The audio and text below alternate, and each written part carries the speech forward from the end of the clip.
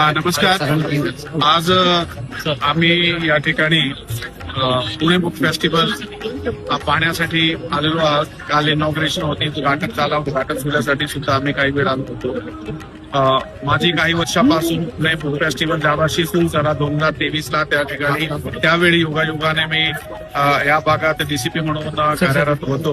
म्हणून इथले आयोजक यांनी हे सगळा परिकल्पना केली आणि खूप सुंदर पद्धतीने त्यांनी राबवली आणि त्याला खूप कामयाबी सक्सेसफुल लेवलवर आणला. श्री राजेश पांडे साहेब त्यांच्या बरोबर 2 वर्ष आम्ही ते जे आहे ते फेस्टिवल मध्ये आम्ही पण काही छोटे मोठे जे रोल आहे आमचे त्यामध्ये सहभागी राहिलो. म्हणून हा फेस्टिवल बरोबर आमच्या सुरुवातीपासून एक वेगळ्या प्रकारचा नाता आहे. मी स्वतःहून एज्युकेशन फील्ड मध्ये आधी असताना आणि फेस्टिवल विजिट करत वेगवेगळ्या ठिकाणी पुण्यात असा असेल आणि मी आता सुद्धा पुण्यात आहे.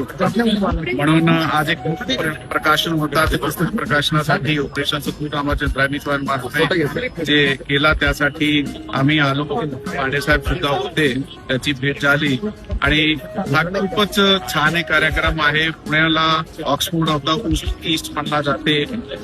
शिक्षणाच्या बाहेरघर त्याला बाहेरघरामध्ये अशा प्रकारचे एक मोठा पुस्तक सोहळा जे आयोजित केलाय त्यासाठी पांडेसाहेबांचं पुस्तक त्याची टीम खूप अभिनंदन आहे.